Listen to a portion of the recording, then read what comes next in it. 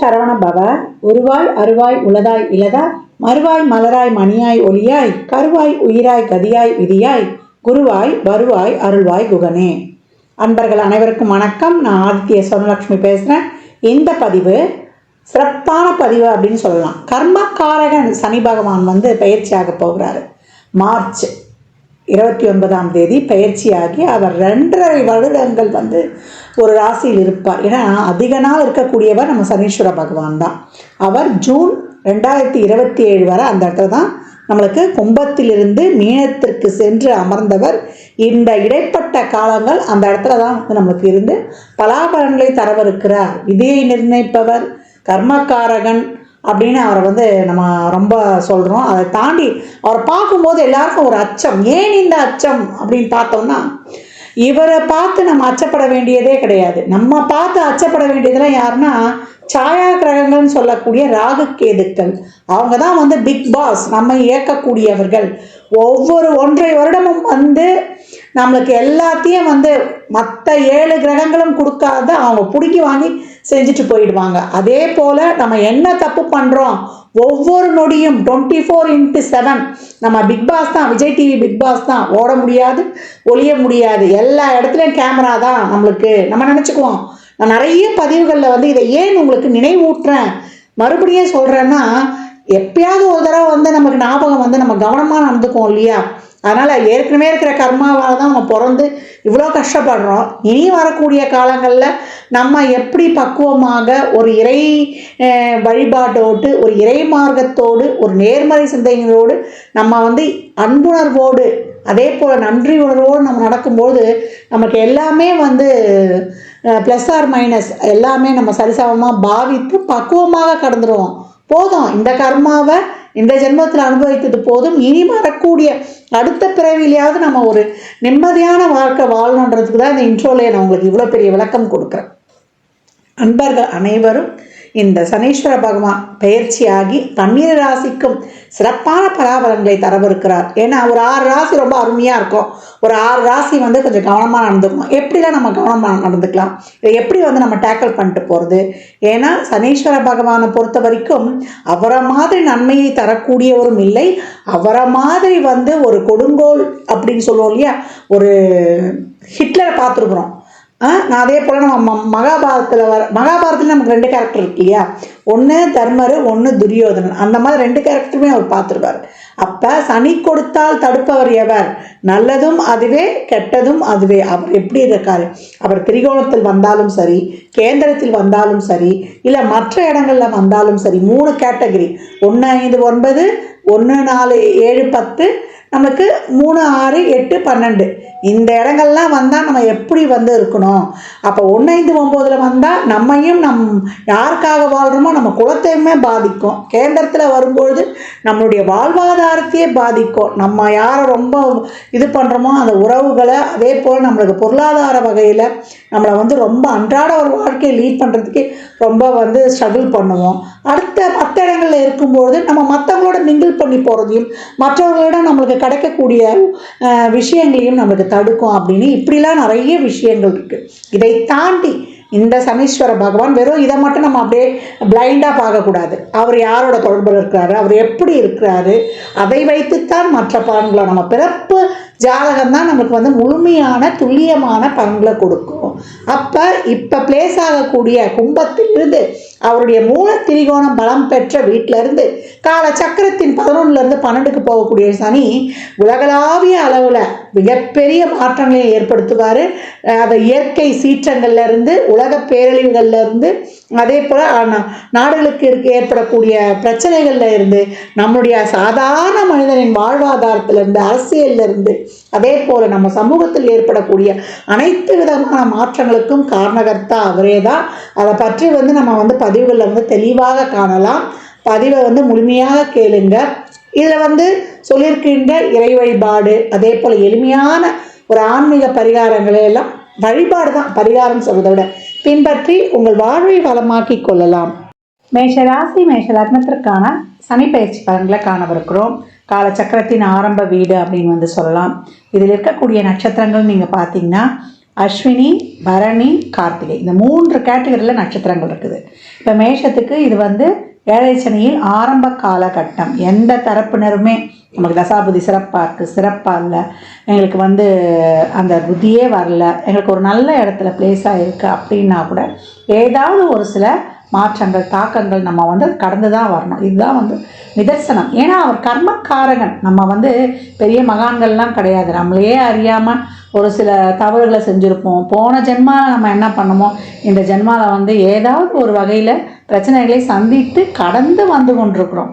அதாவது ஒரு காட்டில் எப்படி ஒரு புலி, சிங்கம், கரடி இதெல்லாம் இருக்கும்பொழுது அங்கேயே மான், அதே போல் குதிரை, அது அடித்து தின்னக்கூடிய விலங்குகளும் வாழுதோ, ஒரே காட்டில் தான் இவங்க எல்லாருமே வாழ்கிறாங்க. ஏன்னா ஒவ்வொருத்தருடைய வாழ்வாதாரம் ஒன்று தாக்கி சாப்பிட்றதுல இருக்குது அப்படிங்கிற அந்த மாதிரி தான் நம்மளுடைய வாழ்நாள்லையும் யாருக்கும் வந்து ஒரு பீஸ்ஃபுல் லைஃப்ன்றதே ரொம்ப வந்து அரிது தான். எல்லாத்தையுமே கடந்து வரணும். அந்த பக்குவ நிலை எப்போ நம்மளுக்கு வரும் அப்படின்னு பார்த்திங்கன்னா, நம்ம வந்து ஒரு நல்ல ஒரு ஸ்டேபிளாக இருக்கும்போது. அப்போ ஏழரை சனி காலத்தில் வந்து நம்ம ஸ்டேபிளாக இருப்போமா அப்படின்னா, நம்மளை ரொம்ப ஒரு ஆசோலேஷன் மைண்டடாக, ரொம்ப வந்து ஒரு வேவரிங் மைண்டடாக, நம்மளால் வந்து எல்லாமே நல்லதாகவே தெரியும் நம்ம கண்ணுக்கு. நல்லது கெட்டது எது பகுத்தறிவு பார்க்கறதுல இங்கே வந்து இன்பேலன்ஸ்டாக இருக்கும். அப்போ அதை நம்ம கர்மா வேலை செய்யணும்னு சொல்லுவோம் இல்லையா. நான் நல்லா தான் பாருங்க, என்ன என் கர்மாவோ தெரியல, இப்படி போய் நம்ம மாட்டிக்கிட்டோமே அப்படின்லாம் சொல்லுவோம் இல்லையா. அந்த மாதிரி சூழலை தான் இந்த காலகட்டம் ஏற்படுத்தும் அப்படின்னு வந்து சொல்லலாம்.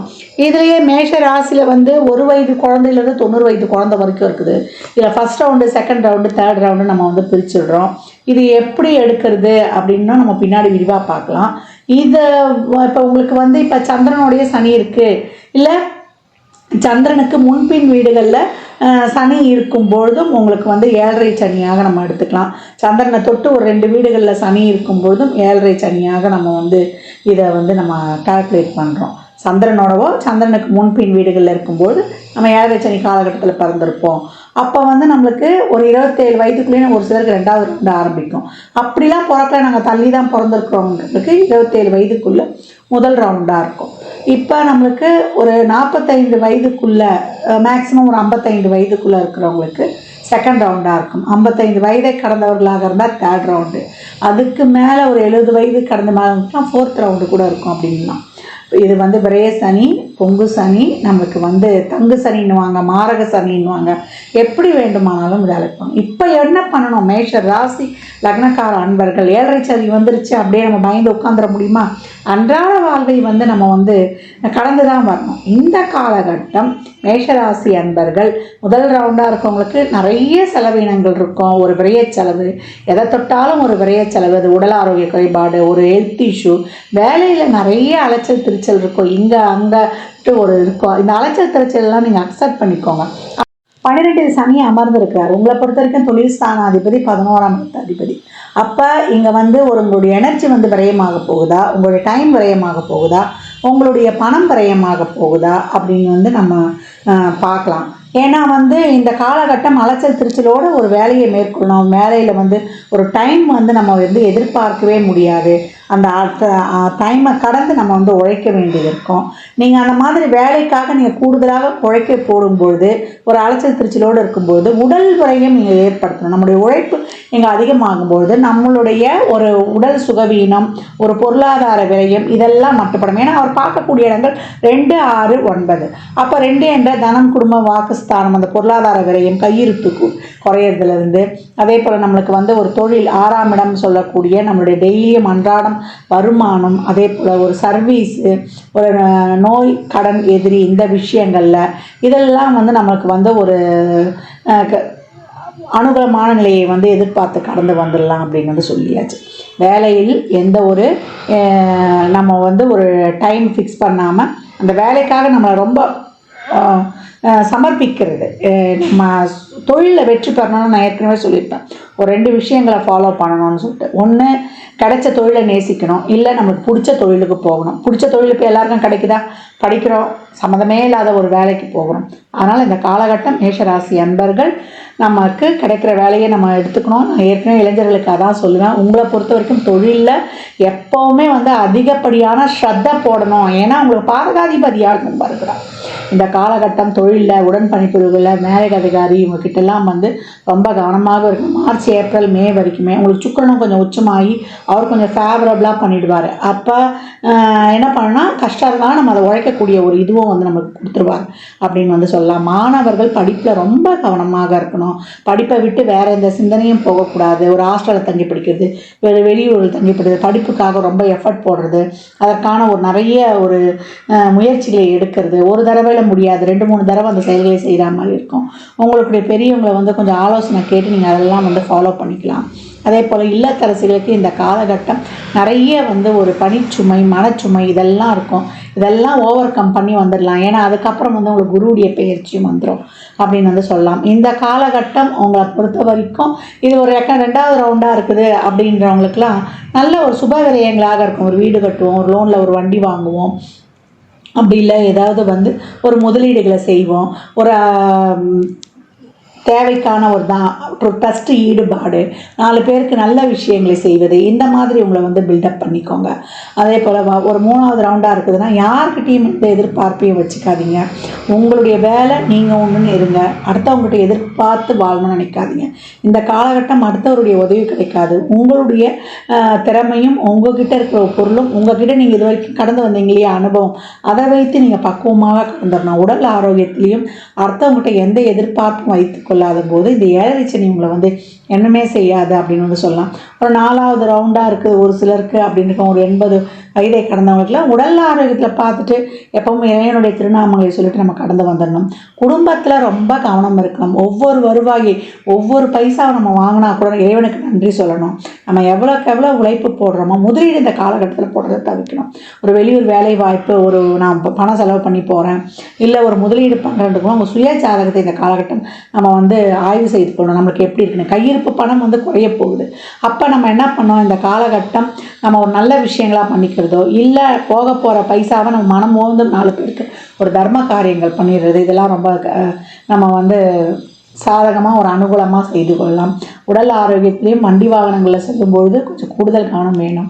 இவர் பார்க்கக்கூடிய இடங்கள் அடுத்து நீங்கள் பார்த்தீங்கன்னா 6ஆம் இடத்தை பார்க்குறாரு. நான் ஏற்கனவே சொன்ன மாதிரி தான் தொழில், அன்றாட வேலை, உணவு பழக்க வழக்கம், உங்களை ஒரு டைம் பாக்ஸ்குள்ளே ஃபிக்ஸ் பண்ணிக்கிறது, ஒரு நியமனங்களை வகுத்து கொள்வது, உங்களை இந்தந்த டைமில் இந்த வேலை அப்படின்னு ஷெட்யூல் பண்ணிட்டாலே உங்களுக்கு ரொம்ப சிறப்பாகிடும். அதே போல் gratitude is attitude, living to giving, இதெல்லாம் உங்களுக்கு ரொம்ப இருக்கும், ரொம்ப இருக்கணும். அதெல்லாம் பண்ணிங்கன்னா நிறைய தான தர்மங்கள் பண்ணும்போது, ஒரு ட்ரஸ்ட்டு ஈடுபாடு இருக்கும்பொழுது, நன்றி உணர்வோடு இருக்கும்போது, ஏன்னா 12ல் வரக்கூடிய சனி மற்றவர்களோட ஒரு இணைந்து போகக்கூடியது, மற்றவர்களுடைய ஒரு ஒத்துழைப்பில் அந்த காலகட்டத்தை கிடைக்கிறது ரொம்ப அரிதாக இருக்கும். அதனால் எல்லாரையுமே ஒரு அனுசரித்து போகக்கூடிய பக்குவம் நம்மளுக்கு இந்த காலகட்டம் வேணும். எந்த இடங்களில் சனி வந்தாலுமே நம்மளுக்கு ஒரு பிரச்சனை இருக்குது, அப்படியே நம்ம ஒரு லக்ஸுரியாக கடந்துருவோம்னா கிடையாது. ஏன்னா விரைச்சியாக வருகிறார். அப்போ எல்லா விஷயங்களையுமே அப்போ பார்க்கக்கூடிய 10ஆம் பார்வை கர்ம பார்வையாக 9ஆம் இடத்தையும் பார்க்குறார். அப்போ தந்தை வழி உறவில், தந்தையின் உடல் ஆரோக்கியத்தில், அந்த உறவுகளை ஏதாவது நம்ம குடும்பத்தில் ஒரு கர்ம காரியங்களை நம்ம சந்திக்க நேரிடும். தந்தை கூட நிறைய வாக்குவாதம்லாம் வைத்து கொள்ளாதீங்க. அவர்கிட்ட ரொம்ப இன்னும் அவருடைய ஆரோக்கியத்தில், அவர்கிட்ட நடந்துக்கிறதுல நம்மளுக்கு ஒரு பொறுமை, சகிப்புத்தன்மை, பொறுப்புணர்வு இதெல்லாம் ரொம்ப இருக்கணும். பூர்வீக சொத்து பிரச்சனை இருந்தவங்களுக்குலாம் அவங்களுக்கு ஒரு பிரச்சனையாகவே ஒரு சொத்து இருக்கும். மேஷம் இல்லையா, இதற்கு ஒரு பிரச்சனைக்கான சொத்துலாம் இருக்கும். ஒரு சிலருக்கு தசாபதிலாம் சிறப்பாக இருக்கும்போது அதில் ஒரு வெளிவரக்கூடிய ஒரு ரிலீஃப் எல்லாம் கிடைக்குமே. இந்த காலகட்டம் மேஷம் எதற்குமே கவலைப்பட வேணாம். உங்களை டெய்லியும் ஒரு 1 ஹவர் ஒரு எக்ஸசைஸோ ஒரு ஆக்டிவிட்டியோ நீங்கள் உங்களை நல்லா ஒரு ஆக்டிவாக வச்சுக்கொள்ளும்போது இப்போத்திலேருந்தே ஆரம்பிச்சிருங்க. I can do it. Abdul கலாமுடைய வாசகங்கள் தான், ஐ ஆம் the best, I can do it, God is always with me, I am a winner, today is my day. இது உங்களுக்கான தாரக மந்திரம் அப்படின்னு சொல்லிடலாம். அதே போல் எப்போ நீங்கள் அபிராமி அந்தாதி பாடலை படித்து வருவது, 40வது பாடலையும் 75வது பாடலையும், அதே போல் நமக்கு 59வது பாடலையும் நீங்கள் படித்து கொண்டு வரும்போது உங்களுக்கு ரொம்ப சிறப்பாகவே இருக்கும். அந்த பாடலை ஓட விட்டு டெய்லியும் நீங்கள் கேட்டுருங்க. எப்பேற்பட்ட நம்மளுடைய விதியையும் இந்த காலகட்டங்களில் நம்ம வரலாம். பணம் செலவாகும் நம்மளுக்கு வந்து தெரிஞ்சாச்சு. திட்டமிட்டு செலவு பண்ணுவது இந்த காலகட்டம் ரொம்ப வந்து சிறப்பு அப்படின்னு சொல்லலாம். சுப விரயங்களை வந்து நிறைய செய்து கொள்ளுங்கள். தொழிலில் முதலீடு செய்வதில், யூக வணிகங்களில் இதெல்லாம் வந்து யாருன்னா ஒரு கவர்ச்சிகரமாக பேசி ஒரு இதெல்லாம் வந்து எங்களுக்கு போடுங்க அப்படின்ட்டு போய் பண்ணிவிடுவோம் இல்லையா. அந்த ஒரு பேங்க்கில் ஒரே மாதிரி நம்ம வந்து ஒரு சிலர் கவர்ச்சிகரமாக அந்த பேசி இந்த இன்ட்ரெஸ்ட்லாம் கொடுக்குறோன்னு சொல்லிட்டு நம்ம அந்த சிட்ஸ்லாம் போய் சேர்ந்தோம். சிட் ஃபண்ட் நிதி நிறுவன மோசடியில் நம்ம மாட்டிடக்கூடாது. அதுதான் அங்கே வந்து நான் உங்களுக்கு ஆணித்தரமாக வலியுறுத்துகிறேன். மற்றபடி மேஷம் உங்களுக்கு குரு பயிற்சி ஆனவுடனே உங்களுடைய 7, 9, 11 இதையெல்லாம் பார்த்து உங்களுக்கு வந்து ரொம்ப சிறப்பாகவும் ஆக்டிவேட் பண்ணுவார். தொழில் நல்ல ஒரு சிறப்பான தொழில், அதற்காக ஒரு அயராத உழைப்பு. இந்த காலகட்டம் ஒவ்வொரு விஷயத்திலையும் அது 27 வயதுக்குள்ளே இருந்தாலும், இல்லை ஒரு 55 வயதுக்குள்ளே இருந்தாலும், இல்லை ஒரு நம்ம வந்து ஒரு 75 வயது, அதுக்கப்புறம் ஒரு 80 வயதுக்கு மேலே இருக்கிறவங்க அனைவருமே இந்த காலகட்டம் வந்து ரொம்ப கவனமாக இருக்கணும். மேஷராசியில் உள்ள அஸ்வினி நட்சத்திரக்காரர்கள் ரொம்ப கோபத்தை வந்து கண்ட்ரோல் பண்ணிக்கணும். அந்த காலகட்டங்களில் வேலை செய்கிற இடங்களில் மேலதிகாரி உடன் பணிபுரிபவர்கள் ஏற்கனவே நம்பிக்கைக்குரிய ஆட்கள் உங்களுக்கு கிடைப்பது அரிது. அதனால் இந்த காலகட்டம் ரொம்ப கவனமாக இருக்கணும் எல்லா விஷயத்துலையும். அதே போல் பரணி நட்சத்திரக்காரர்கள் பார்த்திங்கன்னா நிறைய டிப்ரெஷன் அதிகமாக இருக்கும். அந்த டிப்ரெஷன்லேருந்து வெளியில் வர்றதுக்கு, அதாவது நம்ப வேண்டியவங்களை நம்ப மாட்டீங்க, நம்ப வேண்டாதவங்களை நம்புவீங்க. அதனால் அப்படியே வந்து ஒரு நியூட்ரலாக வந்துடுங்க. யார் மேலேயும் ரொம்ப உறவுகள் மேலே ரொம்ப எதிர்பார்ப்பு வைக்காதீங்க. இவங்க வந்து நல்லவங்க இவங்க கெட்டவங்கன்னு ஒரு பிளைண்டாக நம்பிடாதீங்க. ஒவ்வொரு சூழல் ஒருத்தவங்க நல்லவங்களாம் கெட்டவங்களாக ஆக்கிறது நம்ம சூழல். அவங்க வந்து நம்மக்கிட்ட வந்து நடந்து கொள்வது அப்படின்னு ரொம்ப பக்குவமாக போயிடுங்க. எதிர்பார்ப்புகளை நிறைய வைத்து கொள்ளாதீங்க. அதே போல் கார்த்திகை நட்சத்திரத்தில் இருக்கக்கூடியவர்கள் வந்து ரொம்ப திருமண வாழ்க்கையெல்லாம் ரொம்ப கவனமாக இருங்க. இல்லை ஒரு திருமணமே நடக்குதுன்னாலும் நிறைய ஃபேமிலியில் வந்து விட்டு கொடுத்து போயிடுங்க. கூட பிறந்த சகோதரர்கள்கிட்டேருந்து இந்த காலகட்டம் தொழில், திருமணத்திலேருந்து, அதே போல் உடல் ஆரோக்கியத்திலேருந்து, பணப்பிரச்சனையிலேருந்து, ஒரு இடம் மாற்றத்திலேருந்து எல்லா விஷயங்களிலும் நிறைய அப்ஸ் அண்ட் டவுன்ஸ் வந்து சந்திப்பீங்க. அதனால் ரொம்ப கவனமாக, ரொம்ப வந்து ஒரு நிதானம், பொறுமை, சகிப்புத்தன்மை, பொறுப்புணர்வு, அதே போல் அயராத உழைப்பு, தெய்வ நம்பிக்கை, ஒரு டிவைன் எனர்ஜி எப்பயும் உங்களோட இருக்கணும். அந்த மாதிரி பார்த்து கொள்ளும்போது 7.5 சனி ஒரு பெரிய விஷயமே ஒரு இதுவே கிடையாது. உங்களுக்கு அவர் 10-11 கூடியவர். நல்ல சிறப்பான தொழில் மாற்றங்கள், முன்னேற்றங்கள், ஏற்றங்கள் இதையெல்லாம் கொடுத்துருவார். நீங்கள் உழைக்க தயாராக இருக்கும் பொழுது முதலீடு, பொருளாதாரத்தை வந்து நம்ம போடுறது தொழிலில், அதே போல் வெளியில் கொடுக்கறது, கையை விட்டு பணம் போகிறது, இதிலெல்லாம் கொஞ்சம் கவனம் இருக்கணும். வாக்கில், கமிட்மெண்ட்ஸில், அதே போல் இப்போது குடும்ப உறுப்பினர்களின் தேவைகளை, நம்ம கடமைகளை நம்ம சரிவர செய்யும்போது நம்ம சனீஸ்வர பகவான் கொடுத்தால் தடுப்பவர் எவர்னு சொல்லுவாங்க. அது நல்லதும் சரி, கெட்டதும் சரி. நம்மளுக்கு என்ன மாதிரியான தசாபுதிகள் நடக்குது அதை வைத்து தான் இதில் இருக்கக்கூடிய பலன்கள். இதெல்லாம் ஒரு 30% வந்து நம்மளுக்கு ஆப்டாக வரும்.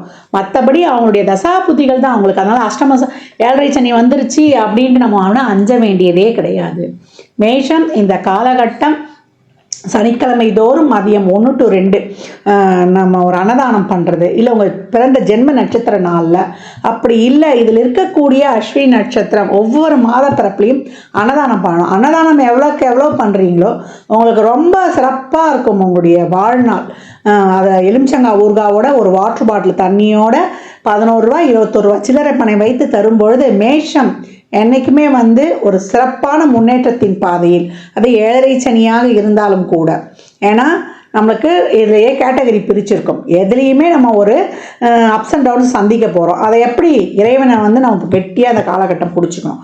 பிடிக்கும்பொழுது எந்த சூழலிலும் அவர் நம்மளோடய நம்ம கையை பிடிச்சிட்டு வருவார். ஒரு இருட்டில் போகிறோம் அப்படின்னும் போது நம்ம கையை பிடிச்சிட்டு யாருன்னா வந்தாங்கன்னா நமக்கு ஒரு தைரியமாக போவோம்ல. அது மாதிரி தான் இறைவனுடைய பிரார்த்தனை வழிபாடு, டெய்லி நித்திய வழிபாடு வச்சுக்கோங்க.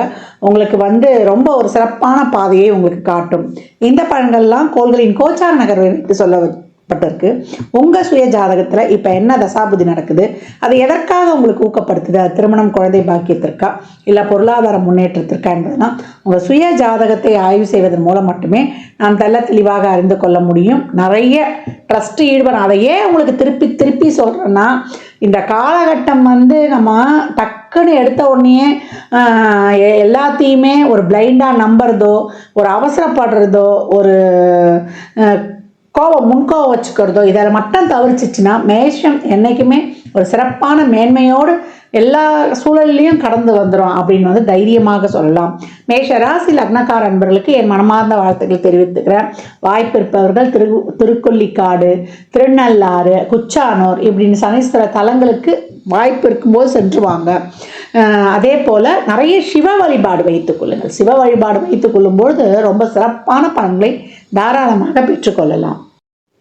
12 ராசியினருக்கும் இந்த சனி பெயர்ச்சி பலன்கள் வந்து சொல்லியிருக்குது. இந்த சனி பெயர்ச்சி பலன்களை எப்படி எடுத்துக்கணும்னா, இப்போ உங்களுக்கு சனி தசாவோ சனி புத்தியோ நடக்குது, இல்லை சனி எந்த ஸ்தானங்களில் உட்கார்ந்துருக்காரு, பெரும்பாலும் 10, 11 அப்படி உட்கார்ந்துருக்காரு, இல்லை 3, 6 ஸ்தானங்களில் உட்கார்ந்துருக்காரு, உங்கள் லக்னம் ராசிக்கு ஒரு சிறப்பான இடத்துல அமர்ந்திருக்காரு அப்படின்ற போது நீங்கள் வந்து கொஞ்சம் வந்து பாசிட்டிவாகவே எடுத்துக்கலாம்.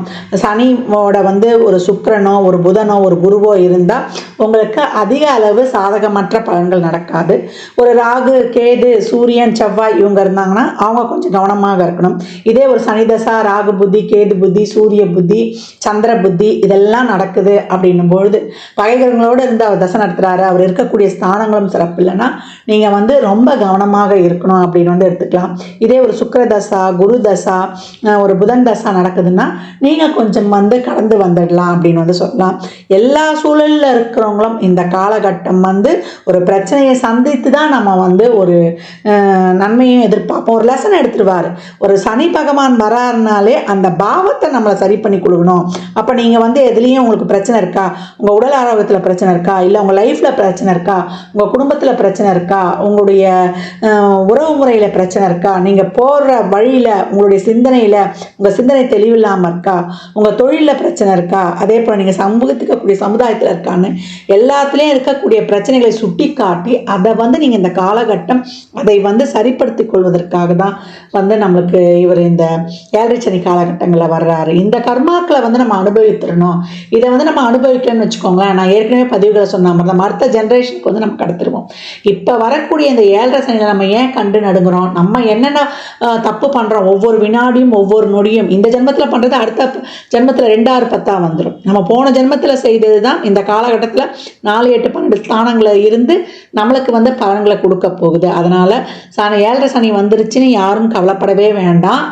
அந்த மாதிரி சனி புத்தி தசா நடப்பவர்கள் மட்டுமே கொஞ்சம் அதிகப்படியாக கவனமாக இருக்கணுன்றதையும் சொன்ன பதிவுகளில் இருந்து தெரிந்து கொள்ளுங்க. இந்த காலகட்டம் நிறைய சிவ வழிபாடு பண்ணுங்க. அதே போல் சனீஸ்வர பகவான், புகழ்பெற்ற சனீஸ்வர பகவான்களான திருநள்ளாறு, திருக்கொல்லிக்காடு, குச்சானூருக்கெலாம் சென்று வாங்க. அங்கே போனாலும் வெறும் சனீஸ்வர பகவானை மட்டும் வழிபடக்கூடாது, அங்கே இருக்கக்கூடிய சிவனை வழிபடணும். இந்த காலகட்டம் சிவ வழிபாடு தான் ரொம்ப சிறந்தது.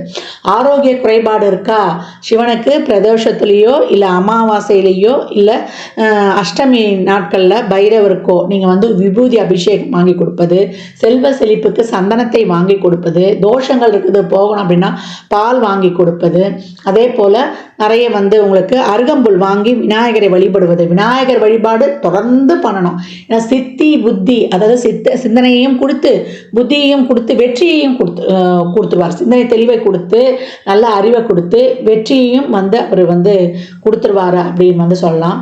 இந்த சனி பயிற்சியில் அடித்தட்டு மக்கள் துப்புரவு பணியாளர்கள், அவங்க தூய்மை பணியாளர்கள், அந்த தூய்மை பணி செய்பவர்களுக்கு உங்களால் இயன்ற அன்னதானங்களை நிறைய செய்யுங்க. மாற்றுத்திறனாளிகளுக்கு நம்மளுக்கு அவங்களுடைய வாழ்வாதாரத்திற்கு நீங்கள் உதவும் பொழுது, அன்னதானம் செய்யும் பொழுது நீங்கள் ஒரு ஃபுல் மீல்ஸும் வாங்கி கொடுக்கலாம். இல்லை சித்திரான்னங்கள் சொல்லக்கூடிய நம்ம வந்து தயிர் சாதம், புளி சாதம் இந்த மாதிரி அன்னதானம் பண்ணும்போது எலுமிச்சங்காய் ஊறுகாவோட கொடுக்கணும். அப்புறம் ஒரு வாட்டர் பாட்டில் தண்ணி மேலே வந்து ஒரு சில்லறை பணம் ஒரு 21 ரூபா 51 ரூபா வைத்து ஒருவருக்காவது முழுமையாக கொடுங்க. ஒரு பெட்ஷீட்டு, செருப்பு, கொடை அப்படின்னு வைத்து கொடுக்கும் பொழுது சனிக்கிழமை சனி ஓரையிலையோ இல்லை நீங்கள் பிறந்த கிழமைகளிலேயோ இல்லை ஒவ்வொரு மாத பிறப்புகள்லையோ நீங்கள் வந்து கொடுத்து கொண்டு வரும்பொழுது இந்த காலகட்டம் மிக சிறப்பான பலன்களை வந்து நீங்கள் கண்கூடாக காணலாம். அதனால் அதே போல் நவகிரகத்தில் இருக்கக்கூடிய சனீஸ்வர பகவானை வந்து இந்த வெறும் நல்லெண்ணெய் தீபம் போட்டால் போதும், அது ஒரு 9 முறை வளம் வந்தால் போதும். இந்த ஆண்டி கிளாக் வைஸாக வளம் வர்றதெல்லாம் தயவு செய்து பண்ணவே பண்ணாதீங்க. இந்த கோச்சாரத்தில் சனி பயிற்சியால் நடக்கக்கூடிய பலன்களை சொல்லியிருக்கிறோம். இன்னும் துல்லியமான பலன்களில் இந்த தசாபுத்தி உங்களுக்கு, இந்த சனி பயிற்சி உங்களுக்கு பொருளாதாரத்துக்காக சப்போர்ட் பண்ண போதா, இல்லை உறவுகளுக்காக சப்போர்ட் பண்ண போதா என்பதெல்லாம் உங்கள் சுய ஜாதகத்தை அறிந்து கொள்ளும் போது மட்டுமே நாம் தெல்ல தெளிவாக அறிந்து கொள்ள முடியும். அதனால் 7.5 சனி வந்துருச்சு, நம்மளுக்கு அதில் விரைய சனி வந்துருச்சு, பாத சனி வந்துருச்சு, கண்ட சனி வந்துருச்சு, அர்த்தாஷ்டம சனி வந்துருச்சு, அஷ்டம சனி வந்துருச்சு அப்படின்னு பயப்பட வேண்டாம். சனி எந்த இடத்தில் இருந்தாலுமே அவரை சாதகமாக்கி கொள்ள இறைவனை வழிபடும் பொழுது மிக சிறப்பான பலன்களை நம்ம அனைவருமே பெற்றுக்கொள்ளலாம். பெரிய நெருப்பு யாருன்னு கேட்டிங்கன்னா சிவபெருமான். அவருடைய நெற்றிக்கண்ணிலிருந்து தோன்றிய அந்த நம்முடைய சின்ன நெருப்பான நம்முடைய முருகப்பெருமானையும் வழிபடும் பொழுது மிக சிறப்பான பலன்களை காணலாம். எவ்வளோக்கு எவ்வளோ கோயிலில் நீங்கள் எலுமிச்சம்பழத்தை, ஒரு குங்குமம், ஒரு மஞ்சள் பேக்கெட்டோட தானமாக கொடுக்குறீங்களோ அதை அவ்வளோக்கு அவ்வளோ உங்களுடைய வாழ்க்கையில் மிகப்பெரிய வெற்றிகளை காணலாம். எலுமிச்சம்பழத்தை மாலையாலாம் கோர்த்து போட்டுறாதீங்க. எலுமிச்சம்பழத்தை மாலையாலாம் கோர்த்துட்டா அதுக்கு இந்த பவரே போயிடும். அந்த மாதிரி போட்டு கொண்டு வாங்க. சாமிகிட்ட எலுமிச்சம்பழம் வச்சு உதிரியாக கொடுத்துருங்க. குலதெய்வ கோயிலில் போய் இந்த காலகட்டம் வழிபட்டு வருவது ரொம்ப சிறப்பு. மாதம் போய் வழிபட்டாலும் பரவாயில்ல. 33 எலுமிச்சம்பழத்தை ஒரு சகப்பு துணியில் நல்லா மஞ்சள் தண்ணியில் கழுவிட்டு ஒரு சகப்பு துணியில் தொட்டு ஒரு எலுமிச்சம்பழத்தை எடுத்து வைத்து மூட்டை கட்டி உங்களுக்கு என்ன கோரிக்கையோ அவர்கிட்ட கொடுத்துட்டு வந்துடுங்க. ஒரு மஞ்சத்தூள் குங்குமம் பாக்கெட்டோட கொடுத்து கொண்டு வரும்பொழுது உங்கள் வாழ்க்கையில் மிகப்பெரிய வெற்றிகளை காணலாம். தனியாக நீங்கள் ஒரு 3 பழம் வச்சு வாங்கிட்டு ஒன்று உங்கள் கூடையே வைத்துக்கோங்க, ஒன்று ஜூஸ் போட்டு குடிச்சிருங்க, ஒன்று பூஜை அறையில் வைத்துக்கொள்ளுங்க. இதை வாய்ப்பு கிடைக்கும் போதெல்லாம் செய்து கொண்டே வரும்பொழுது அந்த எலுமிச்சம்பழம் பேக்கில் வைக்கிற எலுமிச்சம்பழம் காஞ்ச உடனே நீங்கள் இன்னொரு எலுமிச்சம்பழம் வச்சுக்கலாம். அது அழுகுது, ஒரு கருப்பாயிடுதுமானா உங்ககிட்ட இருக்கிற அத்தனை கண்டிஷ்டியும் போயிடுச்சுன்ட்டு நீங்கள் தைரியமாக இருக்கலாம். நேரம் கிடைப்பவர்கள் திருவண்ணாமலை கிரிவலம் செல்வது ரொம்ப சிறப்பு. பௌர்ணமிக்கு தான் போகணும் அந்த கூட்டத்தில்னு கிடையாது. 24x7 365 நாளும் எப்போ நினைக்கிறீங்களோ தாராளமாக கிரிவலம் சென்று வரலாம். அது அமாவாசை, பௌர்ணமி, பிரதோஷம், அஷ்டமி, நவமி, பஞ்சமின்னு எல்லா நாட்கள்லையும் போகலான்னு சொல்லியாச்சு.